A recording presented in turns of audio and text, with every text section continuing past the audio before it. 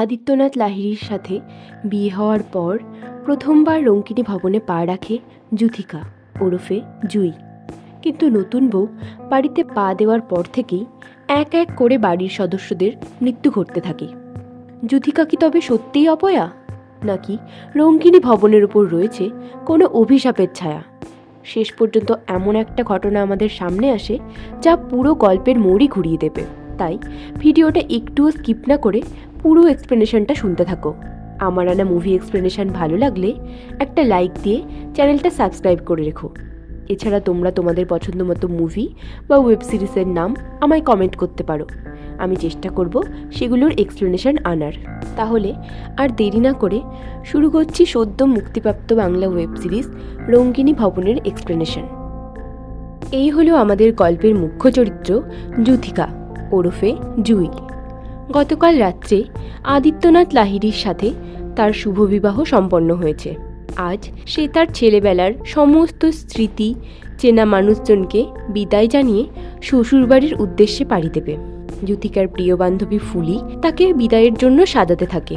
যূথিকার যেহেতু এটা arrange marriage, তাই নতুন বাড়ি, শ্বশুরবাড়ির লোকজন যে কেমন হবে এই নিয়ে সে ফুলির কাছে উদ্বেগ প্রকাশ করে। তাতে ফুলি একমুখ হাসি নিয়ে জুইকে বলে, যেমন ভালো তোর শ্বশুরবাড়ি তেমন ভালো তোর বর, দেখিস তুই রাজরানী হয়ে থাকবি। বিদায়ের সময় জুইয়ের বাবা আদিত্যর হাত দুটো ধরে বলে, আমার মেয়েটার অনেক ভাগ্য, আমাদের তোমার কাছে কৃতজ্ঞতা জানানোর কোনো ভাষা নেই, জুইকে তুমি একটু দেখে রেখো। আদিত্য বলে, এভাবে বলবেন না প্লিজ, আর আপনারা তো সব জেনে শুনেই বিয়েতে রাজি হয়েছেন। এই শেষ কথাটাতে জুইয়ের বাবা মায়ের মুখটা একটু মলিন হয়ে যায়। এরপর জুইয়ের বান্ধবীরাও জুইকে নিয়ে সেখানে চলে আসে। বাপের বাড়ির সকলকে বিদায় জানিয়ে আদিত্যর হাত ধরে জুই শ্বশুরবাড়ির উদ্দেশ্যে বেরিয়ে পড়ে। গাড়ির মধ্যে নতুন বউ আর আদিত্য কেউই কোনো কথা বলছে না দেখে গাড়ির ড্রাইভার যাদব জুইকে উদ্দেশ্য করে বলে, জানো তো বৌদিদি, ছোটদা দারুণ গান করে। রঙ্কিনী দেবীর পুজোর কোনো অনুষ্ঠানই তো ছোটদার গান ছাড়া সম্পন্নই হয় না। জুই রঙ্কিনী দেবীর কথাটা জিজ্ঞাসা করলে ড্রাইভার বলে, রঙ্কিনী দেবী লাহিড়ী বংশের কুলদেবী। এই তুলিন গ্রামে একমাত্র তাদের বাড়িতেই রঙ্কিনী দেবীর গোটা মূর্তি রয়েছে, এই জন্যই তাদের লাহিড়ী বাড়ির নাম রঙ্কিনী ভবন। আদিত্যর দাদু অর্থাৎ জুইয়ের দাদা শ্বশুর একদিন সুবর্ণরেখা নদীতে স্নান করতে গিয়ে রঙ্কিনী দেবীর গোটা মূর্তি পেয়েছিলেন। তারপর থেকেই লাহিড়ী বাড়ির এত ঐশ্বর্য প্রতিপত্তি। আদিত্য দাদু বিশ্বাস করতেন রঙ্কিনী দেবী এই বাড়িরই মেয়ে। তাই আদিত্যর দাদু বাইরের কোনো পুরোহিত দিয়ে নয়, নিজেই দেবীর পুজো করতেন। দাদু মারা যাওয়ার পর আদিত্যর মা পদ্মাবতী দেবী এখন মায়ের পুজো করেন। যাদব জানায়, রঙ্কিনী দেবী তুষ্ট হলে সব ভালো, কিন্তু যদি কোনো কারণে তিনি রুষ্ট হন, এটুকু বলতেই পেছন থেকে আদিত্য তাকে থামিয়ে দিয়ে বলে, কথা বন্ধ করে তাড়াতাড়ি গাড়িটা টান, শুভ সময় তো পেরিয়ে যাচ্ছে। আদিত্যকে গম্ভীরভাবে বসে থাকতে দেখে জুই একটু ভয়ে ভয়ে জিজ্ঞাসা করে, আচ্ছা আপনার কি এই বিয়েতে মত ছিল না? ঠিক তখনই পেছন থেকে একজন পুলিশকর্মী এসে আদিত্যদের গাড়ি দাঁড় করায়। অফিসার বাইক থেকে নেমে গাড়ির কাছে আসতেই জুই তাকে চিনতে পেরে গাড়ি থেকে নেমে আসে। ইনি হলেন মানস মাহাতো, জুইয়ের বন্ধু। মানুষ মাস 6 হলো এই তুলিন গ্রামে বদলি হয়ে এসেছে। অনেক দিন পর জুই আর মানুষের দেখা হওয়ায় তারা খুনসুটি করতে থাকে। আদিত্য ব্যাপারটা বোঝার জন্য গাড়ি থেকে নেমে আসে। জুই আদিত্যর সাথে মানুষের পরিচয় করিয়ে দেয়। মানুষ আদিত্যকে তার পরিচয় দিয়ে বলে, কোনো অসুবিধা হলে ওনারা মানুষকে জানাতে পারে। কিন্তু আদিত্য কথাটাকে ঠিকভাবে নেয় না। সে বলে তাদের বাড়িতে পুলিশের প্রয়োজন পড়ে না। এই হলো আদিত্যদের বাড়ি রঙ্কিনী ভবন। এই হলো আদিত্যের বর্দা শিবনাথ লাহিড়ী, ইনি জুইয়ের শ্বশুরমশাই শম্ভুনাথ লাহিড়ী। আদিত্যর দাদা এসে খবর দেয় আদিত্য নতুন বউ নিয়ে চলে এসেছে। আদিত্যর বাবা তার মাকে হাঁক দেয়। সকলে মিলে হৈ হৈ করে বধূবরণের প্রস্তুতি নিতে থাকে। জুই আদিত্যদের এত বড় ও সাজানো গোছানো বাড়ি দু চোখ ভরে দেখতে থাকে। এরপর শুরু হয় বধূবরণ। বরণ শেষে নতুন বউ দুধে আলতায় পা ডুবিয়ে গৃহপ্রবেশ করে। ঠিক সেই সময় সব ছন্দের পতন ঘটিয়ে আদিত্যর বাবা অসুস্থ হয়ে মাটিতে লুটিয়ে পড়ে। সকলেই ওনার কাছে ছুটে যায়। মারা যায় আদিত্যর বাবা। শ্মশানে শেষকৃত্যের সময় ঠাকুরমশাই আদিত্যকে উদ্দেশ্য করে বলতে থাকেন, তোমার বাবা দেখে শুনে এমন একজনকে বউ করে এ বাড়িতে আনলেন যে সেই নতুন বউ বাড়িতে পা দিতে না দিতেই তোমার বাবা মারা গেল। এইসব কথা শুনে যুথিকা কষ্ট পেতে থাকে। আদিত্য এই কথার প্রতিবাদ করে বলে, কারোর মৃত্যুর জন্যই কেউ দায়ী হয় না, তাই কেউ যেন তার বাবার মৃত্যুর জন্য জুঁইকে দায়ী না করে। শেষকৃত্য সম্পন্ন করে সকলে বাড়ি ফেরে। বাড়ি ফিরেই জুঁই রান্নাঘরে সকলের জন্য ভাত বসাতে যায়। পেছন থেকে কাজের মেয়ে জবা জুঁইকে ধমকে কটাক্ষ করে বলে, শ্মশান থেকে ফিরে স্টোভ ধরাতে নেই, সে কি এটুকুও জানে না? বলেই জুঁইয়ের হাতে একটা মাটির উনুন ধরিয়ে দিয়ে বলে, যাও এটা ভালো করে ধোগে, বাকি রান্নার জিনিসপত্র আমি নিয়ে আসছি। এরপর জুঁই রান্না বসাই। জবা পাশ থেকে জুঁইকে কটাক্ষ করে বলতে থাকে, তুমি নতুন বউ, কোথায় মা রঙ্কিনীকে ভোগ রেতে খাওয়াবে, নয়তো নিজেই শ্বশুরকে খেয়ে বসে থাকলে? ঠিক তখনই পেছন থেকে জুঁইয়ের শাশুড়ি পদ্মাবতী দেবী এসে জবাকে ধমক দিয়ে বলেন, জুঁই এবাড়ির বউ, তাই জবা যেন কখনো জুঁইয়ের সাথে এভাবে কথা না বলে। তার কপাল পোড়া ছিল, তাই এমন হয়েছে, এতে জুঁইয়ের কি দোষ? তিনি সস্নেহে জুঁইয়ের গালে হাত রাখেন। রাত্রে সবাইকে খাবার পরিবেশন করার সময় জুঁই আদিত্যর মেজদা রুদ্রনাথের পাতে ভাত দিতে গেলে সে থালা ছুঁড়ে ফেলে দিয়ে চিৎকার করতে থাকে, আমি ওর হাতে খাবো না, ও আমার বাবাকে খেয়েছে, তোমরা কমলিনীকে ফিরিয়ে আনো, কমলিনী আসলে সব ঠিক হয়ে যাবে। সকলে মিলে তাকে ধরাধরি করে ঘরে নিয়ে আসে। এই সব ব্যবহারে জুঁই খুবই কষ্ট পায়। আদিত্যর মা তাকে বোঝায়। উনি বলেন, হিসেব মতো কাল জুঁই আর আদিত্যর ফুলশয্যা হওয়ার কথা ছিল, কিন্তু আদিত্যর বাবার কাজ না হওয়া অবধি জুঁই যেন আদিত্যের ছোট বোনের ঘরেই থাকে। এরপর জুঁই আদিত্যর ছোট বোনের ঘরে শুতে এলে আদিত্যের বোন জুঁইয়ের হাত ধরে টানতে টানতে জুঁইকে বাড়ির কাজের লোকেদের থাকার ঘরে দিয়ে যায়। জুঁই বিছানায় বসে বসে সকাল থেকে ঘটে চলা ঘটনাগুলো মনে করে কষ্ট পেতে থাকে। হঠাৎ তার রুদ্রর মুখে শোনা কমলিনীর নামটা মনে পড়ে। সে জবাকে জিজ্ঞাসা করে, কমলিনীকে? জবা বলে, কমলিনী এ বাড়ির মেজ ছেলে রুদ্রর বউ ছিল।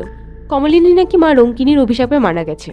এবার আমাদের ফ্ল্যাশব্যাকে একটা প্রত্যন্ত গ্রাম্য পরিবারকে দেখানো হয়, যেখানে বাড়ির মেয়েটা ভাইয়ের স্লেটে লিখতে গেলে, স্কুলে পড়তে চাইলে তাকে মায়ের হাতে মার খেতে হয়।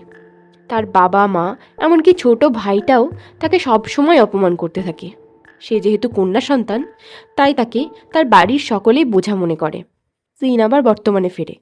সকালে জুঁই ফ্রেশ হয়ে সকলের জন্য চা করে আনে।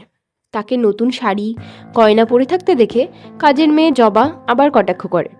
জুঁই বলে, তার কাছে তো নতুন শাড়ি ছাড়া আর কোনো শাড়ি নেই।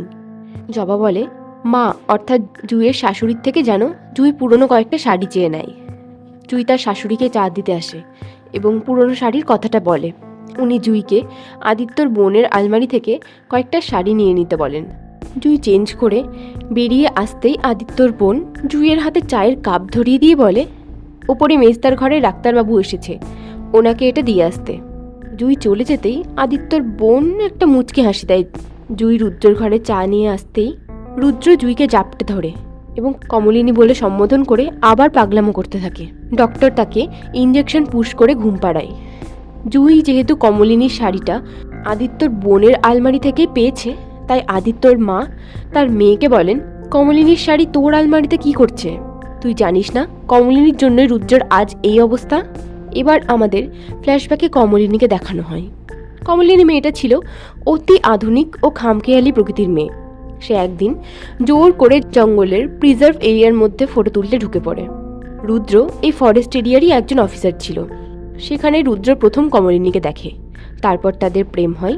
এরপর হঠাৎ একদিন কাউকে কিছু না জানিয়ে রুদ্র কমলিনীকে বিয়ে করে এ বাড়িতে ঢোকে।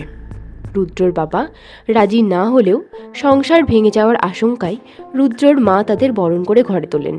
জুঁইয়ের শাশুড়ি বলেন, ওনারা অনেক চেষ্টা করেছিলেন কমলিনীর সাথে মানিয়ে নিতে, কিন্তু কমলিনী সারাদিন তার নিজের খেয়ালেই চলত। কিছুদিন পর রুদ্ররও কমলিনীর সাথে মতভেদ, অশান্তি হতে থাকে। রুদ্র প্রায় দিনই রাতে বাড়ি ফেরা বন্ধ করে দেয়। এরপর একদিন কমলিনী নিজেকে পরিবর্তন করতে চায়। সে নিজে রঙ্কিনী দেবীর পুজো, রান্নাবান্না দায়িত্ব নিতে চায়।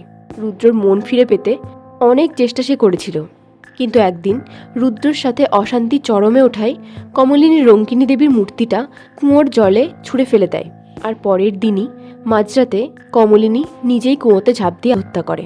রুদ্রর মা মনে করেন রঙ্কিনী দেবীর অভিশাপে এমন হয়েছে, কিন্তু রুদ্র মনে করে তার জন্য এমন হয়েছে, আর তারপর থেকেই রুদ্র এমন অস্বাভাবিক মানসিক রোগী হয়ে গেছে।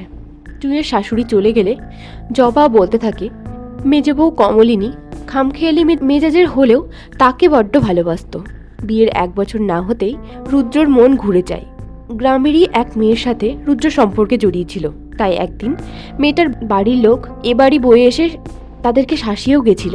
কথাটা শেষ হতেই যাদব এসে জবাকে বসার ঘরে 2 কাপ চা পাঠিয়ে দিতে বলে। জুঁই বসার ঘরে চা নিয়ে আসে। চা দিয়ে বাইরে যাওয়ার সময় জুঁই শুনতে পাই আদিত্যর মা জুঁইয়ের পরিচয় দিলে বয়স্ক ভদ্রমহিলা বলেন, জুঁই আদিত্যর বউ মানে? তাহলে মঞ্জুরির কি হবে? আজ যদি আপনার বড় বৌমা বল্লরী বেঁচে থাকতো তাহলে এটা করতে পারতেন দিদি আপনি? এই কথাগুলো শোনার পর জুঁইয়ের মাথায় অনেক প্রশ্ন ঘুরপাক খেতে থাকে। বয়স্ক ভদ্রমহিলা ও তার মেয়ে বাড়ি থেকে বেরোতেই জুঁই ওনাদের পিছু নেয় প্রশ্নের উত্তরগুলো জানার জন্য। জুঁই ওই বয়স্ক মহিলাকে রঙ্কিনী ভবনের বড় বউ বল্লরীর কথা জিজ্ঞাসা করলে উনি জানায় বল্লরী ওনার বড় মেয়ে ছিল, আর এটা বল্লরীর ছোট বোন মঞ্জুরি। বল্লরী গায়ে আগুন লাগিয়ে আত্মহত্যা করেছিল। আবার আমাদের ফ্ল্যাশব্যাকে সেই প্রত্যন্ত গ্রাম্য পরিবারকে দেখানো হয়। বাড়ির মেয়েটা খুব ভালো তীরধনুক চালাতে পারত। সে এটা তার বাবাকে বললে তার বাবা এতে আগ্রহ তো দেখাই না, উল্টে তীরধনুক ভেঙে ধমকে তাকে চুপ করিয়ে দেয়। সিন আবার বর্তমানে ফেরে। জুঁই জিজ্ঞাসা করে, কেন এমন করেছিল বল্লরী? বল্লরীর মা বলে, বল্লরী খুবই নরম মনের মেয়ে ছিল। সিন ফ্ল্যাশব্যাকে ফেরে। বৌভাতের দিন ভাত কাপড় নেওয়ার সময় বল্লরী হঠাৎ কাঁদতে শুরু করে। সে বলে তাকে বড় বউয়ের মর্যাদা দেওয়া হচ্ছে না, নইলে তো এ বাড়ির নিয়ম যে বাড়ির বউ এসে রঙ্কিনী দেবীর জন্য ভোগ রাঁধবে, তাকে এখনই রাঁধতে দিতে হবে, নইলে সে নাকি ভাত কাপড় নেবে না। যথারীতি তাকে ভোগ রাঁধতে দেওয়া হয়। তারপর সব ঠিকঠাকই চলছিল, কিন্তু এর কিছুদিন পর বল্লরীর মা হওয়া নিয়ে কিছু সমস্যা দেখা দেয়। তবে বল্লরীর মা জানায় এবাড়ির কেউই বল্লরীর মা হতে না পারা নিয়ে কখনো খারাপ ব্যবহার করেনি তার সাথে। এরপর বল্লরীর জেদ ধরে সে তার ছোট বোন মঞ্জুরির সাথে আদিত্যর বিয়ে দেবে। এরপর বল্লরী বাপের বাড়ি চলে যায় বিয়ের তোড়জোড় করতে, এবং ঠিক ফিরে এসেই সে আত্মহত্যা করে। রাত্রে খাওয়ার টেবিলে জুঁই জানতে পারে বল্লরীর মানসিক অসুস্থতা ছিল, আর সেটা ভাত কাপড়ের সময়ই সবাই বুঝতে পেরে যায়। বল্লরীর মা এটা লুকিয়েই শিবনাথের সাথে বল্লরীর বিয়ে দিয়েছিল। আদিত্যর বর্দা প্রথমে মানতে না চাইলেও পদ্মাবতী দেবী বলেন যখন বিয়ে হয়ে গেছে তখন বল্লরীকে মেনে নিতে। এরপর বল্লরীর মা না হতে পারার ব্যাপারটার পর থেকেই বল্লরী প্রায় সবসময়ই ঠাকুর ঘরে পড়ে থাকত। অহেতুক শিবনাথকে সন্দেহ করত, ঠাকুর ঘরে গিয়ে কাঁদত, মাথা ঠুকত। একদিন বল্লরী আদিত্যর মাকে বাধ্য করে আদিত্যর সাথে তার ছোট বোন মঞ্জুরির বিয়ে দিতে। বিয়ের কাজের জন্যই বল্লরী একদিন ও বাড়ি যায়, কিন্তু হঠাৎ সে এই বাড়িতে ফিরে আসে এবং এসেই সে তার শাশুড়ির সাথে তর্ক করে শাশুড়ির গালে একটা চড় মারে। আর তারপরেই হয়তো শাশুড়ির গায়ে হাত তোলার অপরাধেই মা রঙ্কিনী তাকে শাস্তি দিয়েছে। রাত্রে বিছানায় বসে জুঁই সারাদিনের ঘটে চলা ঘটনাগুলো ভাবতেই তার গলাটা শুকিয়ে আসে। বাইরে জল নিতে এসে স্টোর রুমের পাশ দিয়ে যাওয়ার সময় ধাক্কা লেগে একটা ফটো ফ্রেম জুঁইয়ের পায়ের কাছে পড়ে যায়। সেটা তুলে জুঁই দেখে সেখানে আদিত্য ও অন্য একটা মেয়ের বিয়ের ফটো। সিন আবার ফ্ল্যাশব্যাকে ফেরে। আবার সেই বাচ্চা ভাই বোন দুটোকে দেখানো হয়। মেয়েটির ভাই মুখোশ পরে ভালো নাচতে পারছে না দেখে মেয়েটা নিজেই ওই মুখোশটা নিয়ে নাচের স্টেপগুলো শুধরে দিতে যায়। তখনই মেয়েটির ভাই তার মাকে ডেকে আনে এবং তার মা মেয়েটাকে মুখোশ পরে নাচতে দেখে প্রচণ্ড মারধর করে ঘরে বন্ধ করে রাখে। সিন আবার বর্তমানে ফেরে। আদিত্যর বিয়ের ফটো দেখে জুঁই রাগ করে সকালে উঠেই বাড়ি থেকে বেরিয়ে যেতে চায়। আদিত্য তাকে আটকাতে গেলে সে ছবিটা দেখিয়ে আদিত্যকে জিজ্ঞাসা করে এটা কি। এবার আদিত্য এই ছবিটার ব্যাপারে বলতে থাকে। সিন আবার ফ্ল্যাশব্যাকে ফেরে।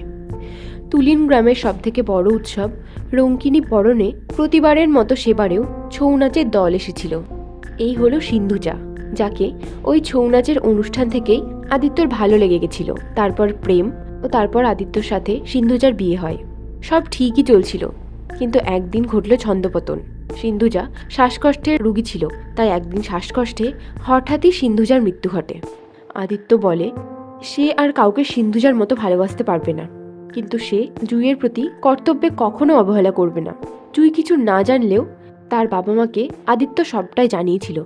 কথাটা জানতে পেরে জুঁইয়ের তো মাথায় বাজ পড়ে। জুঁই তার মাকে ফোন করে জানতে পারে তাদের দুঃসময়ে আদিত্যর বাবা শম্ভুনাথ বাবু টাকা দিয়ে ওনাদের সাহায্য করেছে। আর শম্ভুনাথ বাবুর এভাবে মারা যাওয়াতেও কেউ তো জুঁইকে কোনো অসম্মান করেনি। তাহলে জুঁইয়ের মা তাকে স্পষ্ট জানিয়ে দেয় জুঁইয়ের যেহেতু বিয়ে হয়ে গেছে তাই ওনারা আর জুঁইয়ের কোনো দায়িত্ব নেবে না।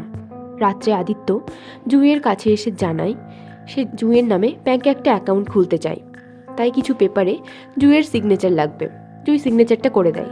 পেপারগুলো নিয়ে নিচে নামার সময় রুদ্রর সাথে আদিত্যর ধাক্কা লাগে। আদিত্যর হাত থেকে পেপারগুলো নিয়ে দেখে সে বলে, আগের বউটাকে মেরে 10 লাখ হাতালি, এবার কত পাবি? তার কথা শুনে বোঝাই যাচ্ছিল সে সম্পূর্ণ ড্রাঙ্ক। আদিত্য রুদ্রকে শান্ত হতে বললে রুদ্র বলে সে সবাইকে বলে দেবে আদিত্যই সিন্ধুজা, বল্লরী ও কমলিনী সকলকে মেরেছে। আদিত্যর বর্দা রুদ্রকে ধরে ঘরে নিয়ে আসে। এইসব দেখে জুঁই আর শান্ত থাকতে পারে না। সে মানুষকে ফোন করে বলে, আমাকে বাঁচা মানুষ। তারপর সে মানুষকে সব ঘটনা বলে। মানুষ জুঁইকে বলে জুঁই যেন রুদ্রর সাথে কথা বলে দেখে কিছু জানা যায় কিনা। জুঁই বলে উনি মানসিকভাবে অসুস্থ, এছাড়া উনি জুঁইকে ঠিক পছন্দও করেন না। এদিকে রুদ্র আর তার ছোট বোনের মধ্যে ঝামেলা চরমে উঠেছে। বর্দা কোনো রকমে রুদ্রকে শান্ত করে। মানুষ জুঁইকে বলে তোকে জানতেই হবে রুদ্র সত্যিই মানসিকভাবে অসুস্থ নাকি ওকে অসুস্থ করে রাখা হয়েছে। পরের দিন সকালে জুঁই ঠিক করে সে রুদ্রর ঘরে চা দিতে যাওয়ার সময় কথা বলবে। কিন্তু রুদ্রর ঘরে চা নিয়ে গিয়ে দেখে রুদ্র সেখানে নেই। তখনই সবাই জবার চিৎকারে ঠাকুর ঘরে গিয়ে দেখে রুদ্র ঠাকুর ঘরে মৃত অবস্থায় পড়ে আছে। এরপর রুদ্রর বডি শ্মশানে নিয়ে যাওয়ার জন্য তৈরি করা হয়। রুদ্রর ছোট বোন কাঁদতে কাঁদতে বিলাপ করে বলে কেন সে কাল রাত্রে মেজদার ডাকে দরজা খুলে দিল না। সে বলে রাত্রে রুদ্র তার ঘরে মদ চাইতে এসেছিল। রুদ্র ছিল গভীরভাবে মদে অ্যাডিক্টেড। রুদ্র ছোট বোন তখন বিরক্ত হয়ে রুদ্রকে বলেছিল, এখন কেন চাইতে এসেছিস? ঝগড়া করার আগে মনে ছিল না? যদি অত খেতে ইচ্ছে হয় তবে ঠাকুর ঘরে মহুয়া রাখা আছে, খা না। এগুলো বলতে বলতেই সে কাঁদতে থাকে। হঠাৎ মানুষ তার টিম নিয়ে আসে রুদ্রর বডিটা পোস্টমর্টমে নিয়ে যাওয়ার জন্য। বাড়িতে পুলিশ দেখে সকলেই খুব বিরক্ত হয়। জুঁই পুলিশকে খবর দিয়েছে কারণ সে মনে করে রুদ্রর মৃত্যুটা স্বাভাবিক নয়। সে আদিত্যর বর্দা শিবনাথকে সন্দেহ করে, কারণ বর্দায় গতকাল রাত্রে ঝগড়ার পর রুদ্রকে একসাথে 4টে ওষুধ খাইয়েছিল। বাড়ির কেউই রুদ্রর বডি পোস্টমর্টমে নিয়ে যেতে দিতে রাজি হয় না। তবুও শেষ পর্যন্ত তারা কিছুই পড়তে পারে না। রাত্রে রুদ্রর বডি ফিরিয়ে দেওয়া হয়। মানুষ ফ্যামিলি ফিজিশিয়ানের সাথে কথা বলে জানতে পারে তিনিই গতকাল রাত্রে শিবনাথকে ওই 4টে ওষুধ রুদ্রকে খাওয়াতে বলেছিলেন। তবে উনি মানা করেছিলেন ওষুধগুলো খাওয়ানোর পর রুদ্র যেন মদ না খায় সেদিকে খেয়াল রাখতে। সবাই ঘুমিয়ে পড়লে ঘুমন্ত পদ্মাবতী দেবীর গলা কেউ টিপে ধরে, তবে সেটা দুঃস্বপ্ন নাকি সত্যি ছিল সেটা বোঝা যায় না। সকালবেলা পুরোহিত মশাইকে ডাকা হয় রঙ্কিনী ভবনকে অভিশাপ মুক্ত করার জন্য। পুরোহিত মশাই এসে বলেন, সহজে তো এ বাড়ি অভিশাপ মুক্ত হবে না। তোমরা যখন খুব ছোট ছিলে তখন শম্ভুনাথ এই গ্রামেরই ফুলচাষী নন্দ মাহাতোকে এক বিশেষ ঘটনায় চুরির অপরাধী সাব্যস্ত করে তার থেকে জমি জমা সব কেড়ে নেয়। কিন্তু পরে জানা যায় নন্দ মাহাতো অপরাধী ছিল না। কিন্তু চোর অপরাধ সহ্য করতে না পেরে নন্দ ও তার পরিবারের 5 জন সদস্য আত্মহত্যা করে। এভাবেই শম্ভুনাথের একটা ভুল সিদ্ধান্ত একটা গোটা পরিবারকে মৃত্যুর কোলে ঠেলে দিয়েছিল। আর সেই অপরাধের মূল্যই লাহিড়ী বাড়ি এখন চোকাচ্ছে। নন্দর পরিবারের 6 জন মারা গেছে, তাই এই পরিবারেও 6 জন মরবে। এ বাড়িতে অলরেডি 5 জন মরেছে, এখনও একজনের মৃত্যু অবধারিত। এরপর এক ঝলক চা করতে দেখা যায় জবাকে। তারপর সিন আবার ফ্ল্যাশব্যাকে শিফট হয়। আবার সেই দরিদ্র গ্রাম্য পরিবারকে দেখানো হয়। পরিবারের মেয়েটি তার মা বাবার জন্য চা করে আনে। বাইরে মেয়েটির মা তার বাবাকে বলতে থাকে সে যত তাড়াতাড়ি পারবে এই মেয়েকে বিয়ে দিয়ে বিদায় করবে। কিন্তু মেয়েটা বলে সে বিয়ে করবে না, সে তার বাবার মতো মুখোশ তৈরি করবে। মেয়েটির আনা চা খেয়ে কিছুক্ষণের মধ্যেই তার মা ছটফট করতে করতে মারা যায়। দিন আবার বর্তমানে ফেরে। জুঁই মানুষকে ফোন করে রুদ্রর পোস্টমর্টমের রিপোর্টে কিছু পাওয়া গেল কিনা জানতে চায়। মানুষ জানায় রুদ্রনাথ লাহিড়ীর পোস্টমর্টম রিপোর্টে যে বিষ পাওয়া গেছে তা কার্ডিয়াক গ্লাইকোসাইড নামের এক ধরনের বিষ। এর সাথে মদ বা ওষুধের কোনো সম্পর্ক নেই, এটা গাছগাছরা থেকে পাওয়া যায়। জুঁই এদিকে কথা বলছে, তখনই ওদিকে রান্নাঘরে চায়ের মধ্যে কেউ কাগজে মোড়ানো পুড়িয়া খুলে কিছু একটা মিশিয়ে দেয় এবং জবা সেই চায়ের ট্রেটা সকলকে দিতে আসে। জুঁই মানুষকে বলে, তাহলে তো এ বাড়িতে একটা খুনি ঘুরে বেড়াচ্ছে। মানুষ বলে, এখনই যেন কেউ এই ব্যাপারটা জানতে না পারে। জুঁই খুব ভয় পেয়ে যায়। তখনই চা হাতে ঘরে ঢোকে জবা। সে জুঁইকে চা দিয়ে বলে, মা অর্থাৎ জুঁইয়ের শাশুড়ির জন্য উনি চা করেছিলেন, তাই উনি জুঁইকেও 1 কাপ দিলেন। চা দিয়ে জবা চলে গেলে মানুষ আবার জুঁইকে বলতে শুরু করে, খুনি এ বাড়িরই কেউ, যে তোর চোখের সামনেই ঘুরছে। তবে খুঁজে ধরার আগে পর্যন্ত তোকে খুব সাবধানে থাকতে হবে। কাপ থেকে কয়েক চুমুক চা খাওয়ার পরেই জুঁই কাঁচতে কাঁচতে মাটিতে লুটিয়ে পড়ে। ফোনের উপাস থেকে মানুষ বারবার জুঁইয়ের নাম ধরে ডাকলেও জুঁই আর সাড়া দেওয়ার মতো অবস্থায় থাকে না। এর কয়েক ঘন্টা পরে বাড়িতে ডক্টর আসে। মানুষও হন্তদন্ত হয়ে এ বাড়িতে ছুটে আসে। মানুষকে দেখে আদিত্য খুব অবাক হয়ে জিজ্ঞাসা করে, ওনাকে কে খবর দিল? মানুষ সে কথার পাত্তা না দিয়ে জিজ্ঞাসা করে, এ বাড়ির কাজের মেয়ে মানে জবা কোথায়? শিবনাথ জবাকে খোঁজার কারণ জানতে চাইলে মানুষ বলে, জুঁইকে বিষ দেওয়া হয়েছে, আর বিষটা চায়ের সাথে দেওয়া হয়েছিল এবং এই চাটা জবা হাতে করে এনেছিল। ড্রাইভার যাদব জানায়, জবাকে সে জঙ্গলের দিকে দৌড়ে যেতে দেখেছিল। মানুষ আর দেরি না করে জবাকে খুঁজতে বেরিয়ে যায়। সাথে আদিত্যও যায়। সিন ফ্ল্যাশব্যাকে ফেরে এবং আবার সেই বাচ্চা মেয়েটিকে দেখা যায়। সে নিজে রানী সেজে তার ভাই আর বাকি বাচ্চাদের সাথে প্রজা সাজিয়ে খেলা করছিল, কিন্তু সবাই তাকে বিদ্রূপ করে হাসতে থাকে। মেয়েটির ভাই তার দিকে এগিয়ে এসে বলে, মেয়ে হয়ে তুই আবার কি রানী হবি? বলেই তার পুতুলটাকে এক আছাড়ে ভেঙে দিয়ে বলে, তুই নিজের পুতুলকেই রক্ষা করতে পারিস না, রানী হয়ে আমাদের কি রক্ষা করবি? কষ্ট পায় মেয়েটি। সিন আবার বর্তমানে ফেরে। মানুষ আর আদিত্য রাত্রে জঙ্গলের মধ্যে জবাকে দেখতে পেয়ে ধরে নিয়ে আসে। ততক্ষণে জুঁইয়েরও জ্ঞান ফেরে। জ্ঞান ফিরেই সে জবাকে খুঁজতে থাকে। জবা এলে জুঁই জানায় জবাই তাকে বাঁচিয়েছে। জবা বলে, চা দিয়ে ফিরে যাওয়ার সময় জুঁইয়ের পড়ে যাওয়ার আওয়াজে ঘরে গিয়ে জবা দেখে জুঁই মাটিতে পড়ে আছে আর তার মুখ দিয়ে গ্যাজলা বেরোচ্ছে। জবা বুঝতে পেরেছিল জুঁই কোনোভাবে বিষ খেয়ে নিয়েছে, তাই সে ঠাকুর ঘরে গিয়ে মা রঙ্কিনীর গলা থেকে নিমপাতার মালাটা খুলে এনে সেই পাতা বেটে জুঁইকে খাইয়ে দেয়, যাতে জুঁইয়ের বমি হয়ে বিষটা বেরিয়ে আসে। এরপর জবা জুঁইয়ের জন্য জড়িবুটি খুঁজতে জঙ্গলে ছুটে গেছিল। তখনই যাদব তাকে দেখে নিয়েছিল, কিন্তু জড়িবুটি নিয়ে ফেরার সময় জবা পড়ে গিয়ে পায়ে আঘাত পায়, তাই সে বাড়ি ফিরতে পারেনি এতক্ষণ। জবা কেঁদে ফেলে আদিত্যকে বলে, ছোটবাবু, তোমায় সে 4 বছর বয়স থেকে মানুষ করেছি, তুমি কেমন করে ভাবলে আমি এমনটা করতে পারি? মানুষ বলে, ভুলটা তার, সেই জবাকে দোষী ভেবেছিল। তবে প্রশ্নটা হলো, বিষটা কে দিল? তখনই ড্রাইভার সবার চোখের অলক্ষ্যে নিচে গিয়ে গোপনে কারোর সাথে কথা বলতে থাকে। সে কাউকে একটা উদ্দেশ্য করে বলে, তুই ঠিকই বলেছিলি, আমাদের হাতে আর সময় নেই, যা করার কালকের মধ্যেই করতে হবে। মানুষ বলে, সে জুঁইকে তার বাপের বাড়ি ফেরত দিয়ে আসবে। যতদিন না খুনি ধরা পড়বে ততদিন যেন জুঁই সেখানেই থাকে। কিন্তু জুঁই বলে, কপালে যদি মৃত্যু থাকে তবে তা হবে, সে এ বাড়ি থেকে কোথাও যাবে না। আদিত্য সারা রাত জুঁইয়ের ঘরে থেকে তাকে দেখভাল করে। সকালে উঠে আদিত্য জুথিকার হাত দুটো ধরে ক্ষমা চেয়ে বলে, সে জুঁইয়ের বাবা মাকে কথা দিয়েছিল যে জুঁইকে সে দেখে রাখবে। জুঁই আদিত্যকে প্রশ্ন করে, ওনার কি মনে হয় এ বাড়িতে যা যা ঘটছে সেগুলো কি সত্যিই রঙ্কিনী দেবীর রুষ্ট হওয়ার জন্য, নাকি ওই চাষির অভিশাপ, নাকি কেউ ইচ্ছে করে এগুলো করছে? তখনই বাইরে থেকে বর্দা, শিবনাথ আর ছোট বোনের কথা কাটাকাটির আওয়াজে তারা বাইরে বেরিয়ে এসে দেখে ছোট বোন ব্যাগ নিয়ে বাড়ি থেকে বেরিয়ে যাচ্ছে আর শিবনাথ তাকে আটকানোর চেষ্টা করছে। ছোটর যুক্তি, এ বাড়িতে থাকলে সেও মারা পড়বে। আদিত্য ছোটকে থামাতে ধমক দিয়ে বলে, তুই যার ভরসায় বাড়ি থেকে বেরোচ্ছিস তার কি এ বাড়ি ছাড়া চলবে? অর্থাৎ আদিত্য যাদবকে উদ্দেশ্য করে বলছে কথাগুলো। যাদব গতকাল রাত্রে সিঁড়ির নিচে ছোটর সাথে কথা বলছিল।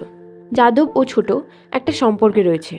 ছোট বিধবা, তার স্বামী মারা যাওয়ার পর শ্বশুরবাড়ির লোক তাকে এ বাড়িতে দিয়ে যায়। যাদবের সাথে সম্পর্কের কথাটা আদিত্য আগেই আন্দাজ করতে পেরেও কিছু বলেনি, কারণ ছোট তাদের একমাত্র বোন এবং সে কম বয়সে বিধবা হয়েছে। কিন্তু তারা চায় না এবারই ছোট মেয়ে কোনো ড্রাইভারের হাত ধরে বেরিয়ে যাবে। ছোট কাঁদতে কাঁদতে ঘরে চলে যায়। এরপর জুই যায় ঠাকুর ঘরে। ঠাকুরের বেদির ফুল পরিষ্কার করার সময় ফুলের মধ্যে থেকে একটা চেনা গন্ধ সে পায়। ঠিক এই গন্ধটাই সে গতকাল চায়ের মধ্যেও পেয়েছিল। জুই দৌড়ে বাগানে চলে আসে। সব ফুলের গন্ধ সে শুকতে থাকে। ঠিক তখনই ব্যাংক থেকে একটা লোক এসে জানায় সিন্ধুজা লাহিড়ী মারা যাওয়ার পর ইন্স্যুরেন্স থেকে যে 10 লাখ টাকা পাওয়া গেছে সেটাই আদিত্য জুইয়ের নামে ফিক্সড করে দিতে চায়, আর তার জন্য জুইয়ের কয়েকটা সিগনেচার লাগবে। রাত্রে ঘুমোতে যাওয়ার আগে জুই ঘরের বাইরে একটা গন্ধ পায়। এই গন্ধটাই তো সেটা যেটা সকালে ঠাকুরের বেদি ও আগের দিন চায়ের মধ্যে সে পেয়েছিল। বাইরে এসে জুই দেখে জবা একটা গুঁড়ো ঘরের বাইরে ছেটাচ্ছে পোকামাকড় থেকে রক্ষা পেতে। গন্ধটা ওই গুঁড়োটা থেকেই আসছে। জুই গুঁড়ো ভর্তি পাত্রটা ভালো করে দেখতেই যাবে, তখনই জবা জুইকে আটকে দিয়ে বলে, ওটা বিষ গো, কলকে ফুল কলকে ফলের গুঁড়োর বিষ, ওতে হাত দিও না। তৎক্ষণাৎ জুইয়ের মনে পড়ে মানুষের কথা। মানুষ বলেছিল রুদ্রর পোস্টমর্টমে যে বিষটা পাওয়া গেছে সেটা মদ বা ওষুধ থেকে নয়, গাছগাছরা থেকে পাওয়া বিষ। জুই এবার কিছুটা বুঝতে পারে। সিন আবার ফ্ল্যাশব্যাকে ফেরে। দেখা যায় দুজন অবস্থাপন্ন গৃহস্থ জঙ্গলের মধ্যে দিয়ে যাওয়ার সময় আততায়ী হাতে পড়ে। তখনই একটা মেয়ে দূর থেকে তীর মেরে আততায়ীদের তাড়িয়ে ওনাদের উদ্ধার করে। আততায়ীরা চলে গেলে বয়স্ক ভদ্রলোকটি নিজের গলার হার খুলে মেয়েটিকে আশীর্বাদ করে তার বাড়ির একমাত্র বংশধর তার ছেলের প্রাণ বাঁচানোর জন্য, এবং ওই মেয়েকে নিজের বাড়ির পুত্রবধূ করে নিয়ে যেতে চান উনি। এই মেয়েটিই হলো লাহিড়ী বাড়ির বর্তমান কর্ত্রী পদ্মাবতী লাহিড়ী। সকালে পদ্মাবতী দেবীর শরীরটা অসুস্থ থাকায় বাড়ির সকলে ওনাকে বাড়িতে রেখে তাদের বাবার শ্রাদ্ধকার্য সম্পন্ন করতে বেরিয়ে পড়ে। ওরা বেরিয়ে গেলে পদ্মাবতী দেবী ওনার সারা ঘর তন্ন করে কিছু একটা খুঁজতে থাকেন।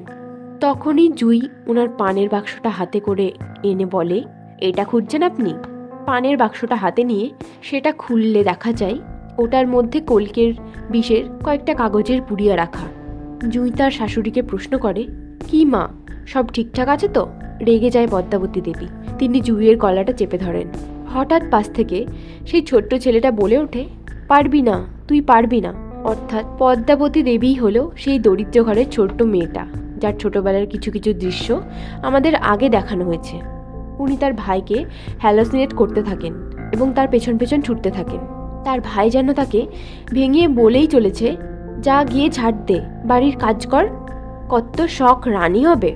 পাশ থেকে জুই বলে ওঠে, আমার চায়ে বিষ তো আপনিই মিশিয়েছিলেন তাই না? তখনই আমাদের ফ্ল্যাশব্যাকে দেখানো হয় সেদিনের ঘটনা।